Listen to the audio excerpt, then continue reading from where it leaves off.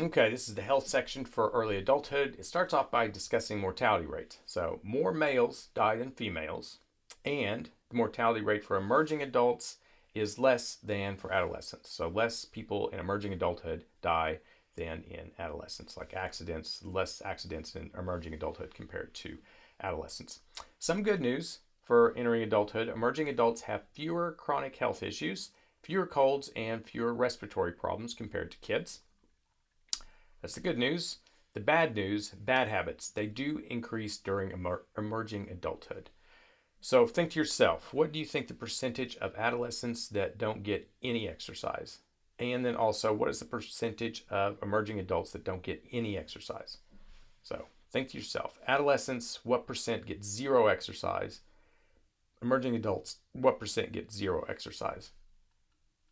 It turns out it is 5% of adolescents that reported no weekly exercise. So that's not too bad. Only 5% of adolescents not getting any exercise at all, meaning that 95% are. So that's pretty good. For emerging adults, 46% reported no weekly exercise. This is a huge increase. It went from 5% in adolescents to 46% in emerging adulthood that don't get any exercise at all. So this is where that bad habit increases quite a bit, substantially. There are a few reasons for this. One, no parents are around. So we talked about parental monitoring before. So if the parents aren't checking in with you, are you exercising at all? Maybe you should go get up, run around the block a little bit. If your parents aren't around to tell you that, that's one reason why you might not exercise at all. Two, this idea of I don't have time for it, which again, I don't believe is true.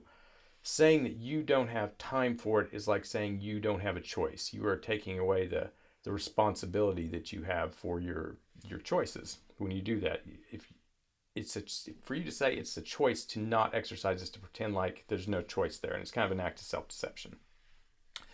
Another reason, not stopping to think about the effects on the future. So on a day-to-day basis, you're not thinking about the negative health outcomes in something that you perceive to be the distant future in middle adulthood or late adulthood. You're not thinking about that because that seems like a million years away, and you're just focused on today.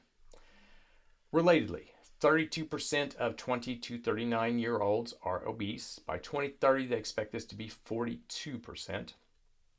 We've talked about this before. Being overweight is linked to mental health problems, basically the same thing, lack of sleep. All these things are interrelated. Something that you should be doing during this time is aerobic exercises, and these are sustained exercises like jogging, swimming, running, etc. These decrease anxiety, depression, symptoms of stress. According to the textbook, it does not decrease symptoms of schizophrenia. So remember this for the quiz or for the test. There's no effect on, no relationship between exercise and symptoms of schizophrenia. However, that being said, last semester some new research did come out that shows that maybe there is a link between the two and that exercise can influence symptoms of schizophrenia. So some interesting new research. I'll probably post that in the modules for you to look at. You are trying during this time to get about 30 minutes of vigorous activity to raise your heart rate to at least 60% of its maximum every day. So 30%, or excuse me, 30 minutes of vigorous activity to get your heart rate to 60% every day. So just 30 minutes is all you need for adulthood. Only about 20% of young adults hit that every day. And it's really not that hard. And how you figure this up is you subtract your age from 220 to get the maximum.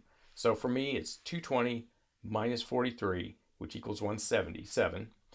And then I need to get 60% of that. So 177 times 0.6 is going to be 106.2. So I just need to get my heart rate, for me, to 106 for 30 minutes a day.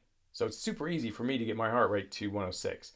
And it doesn't have to be like 30 minutes of doing burpees and push-ups. In fact, I just walk from my office to the classroom building, and if I walk briskly, I will get up over 106. And it's a 15-minute walk there, and it's a 15-minute walk back. So I just got the 30 minutes that I need, just like that, just by walking to class. I have fulfilled my daily recommendation for exercise. Me personally, I do a lot more than that, but that's just an example of how easy it is to get that 30 minutes if you put in the effort to do it. 52% of 18 to 29-year-olds do this 3 times a week. So about half are hitting their goal about half the time. Men are more likely than women to hit this goal, and possibly going to be related to why women have higher levels of depression and anxiety. Maybe there's a link there that women are exercising less than men and they have higher levels, possibly a link there. According to the textbook, the most effective way for losing weight is diet and exercise, both together. However, according to the book, the most effective single practice is performing high level of physical activity. Some people would debate that, but according to the textbook, the most single effective practice is physical activity. On the next few slides, that covers the exercise. On the next few slides, we will talk about sleep and substance abuse in young adulthood.